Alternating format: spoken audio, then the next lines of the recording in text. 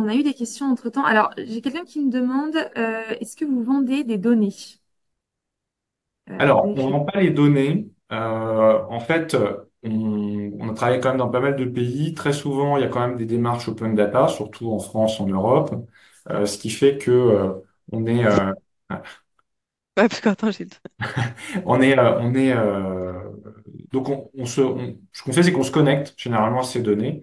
Il y a il y a toutes des normes qui existent aujourd'hui qu'on demande à chaque commune. Et donc, on peut récupérer facilement toutes ces données-là dans la plateforme. Et après, on me demandait si ces données étaient, s'il y avait des données qui étaient préchargées. Alors ça, on peut le Alors, faire. pour un- Il y a des données qui sont préchargées. En France, on le fait. Ça dépend des pays. Mais en France, on le fait. Ouais.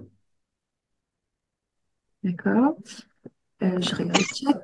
Euh, Après, on me demande comment est-ce que vous gérez les mises à jour du PLU. Alors ça, Ferial, pour moi, il y avait sur les mises à jour de PLU, sur les règles, c'est toi qui connaissais un peu plus le... Alors, en fait, comme je l'ai dit, il y a plusieurs solutions. C'est de un, ou ça se fait manuellement si vous n'avez pas d'outils en fait de lecture automatique des PLU. Nous, en interne, on est en train de travailler avec des outils IA pour lire automatiquement le PLU et intégrer ces réglementations, interpréter les réglementations PLU parce qu'on sait que parfois l'interprétation diffère d'une personne à une autre, c'est assez complexe. Donc, interpréter ces réglementations PLU et les intégrer automatiquement dans les différentes feintes paramétriques que vous avez vues. Il y a aussi en fait la connexion à des logiciels de lecture de PLU que vous avez directement. Donc, une sorte d'API, on va aller capter l'information. Ou si la data existe déjà et que l'information est existante, bah, la mise à jour se fera automatiquement. Vous n'avez pas grand-chose à faire. L'information remontera automatiquement sur la plateforme. Mais il y a pas une digitalisation encore dans toutes les communes, je pense, des PLU, ce qui fait qu'il n'y a pas une réponse malheureusement universelle. Oui. Après, on me demandait quelle est la différence avec un format Autodesk.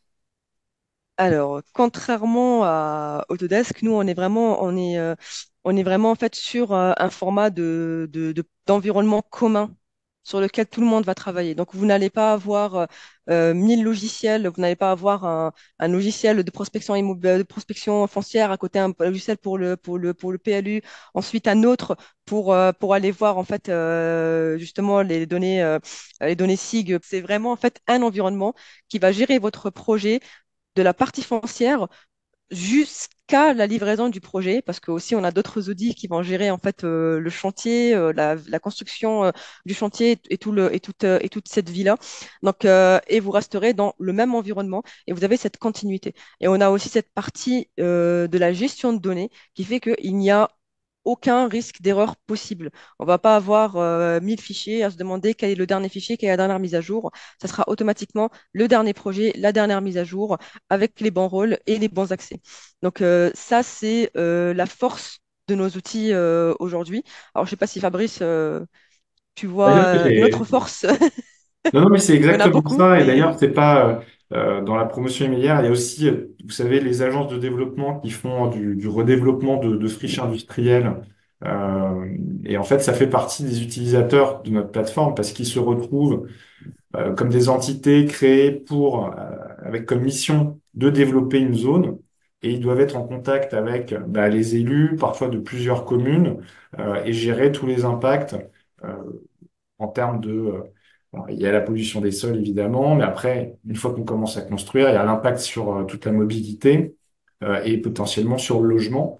Et donc, le fait d'avoir des plateformes comme ça qui permettent d'avoir un jumeau numérique de, de, de tout le territoire, ça leur permet de faire une meilleure collaboration beaucoup plus efficace.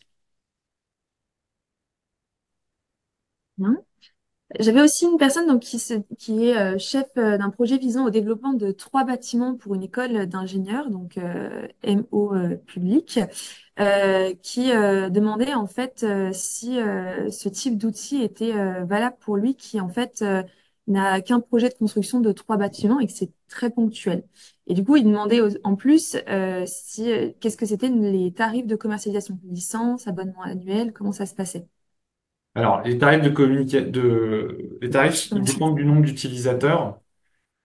Donc, le fait que ce soit ponctuel, c'est pas forcément gênant parce que nous, on a une façon de fonctionner qui est au trimestre. Donc, on peut vendre les licences au trimestre. Et une fois que le projet est terminé, on peut exporter les données de référence s'il n'y a plus besoin de la plateforme. Et voilà. Et ça s'arrête là. Et vous avez sur votre ordinateur les données de référence. Le projet est terminé et tout va bien. Mais c'est d'autant plus intéressant si vous vous retrouvez à devoir collaborer avec des acteurs qui sont pas dans votre organisation. Donc, le fait d'avoir une plateforme cloud, ça permet de très rapidement donner à tout le monde l'accès. Il y a toute une gestion de droit d'accès qui est organisée pour toutes les données, que ce soit des données de type document, des données de type architecture ou des données de type plan. Euh, et à partir de là, vous pouvez partager. C'est vraiment très granulaire la façon dont vous pouvez partager les informations. Et vous pouvez avoir accès à une vue projet. On vous a pas montré la vue projet, mais il y a accès à une vue projet aussi avec un Gantt chart qui vous permet de gérer toutes les tâches qui ont été affectées aux uns et aux autres. Donc, il y a vraiment pas de limitation. C'est pas parce que vous avez un projet que ça vaut pas la peine. Voilà, je n'ai pas d'autres questions. Très bien. Je pense qu'on a répondu Je à vous tout. remercie. Remercier tout le monde d'être venu sur ce webinaire. Donc, merci beaucoup pour être là. Et puis, bon, vous faites une bonne journée.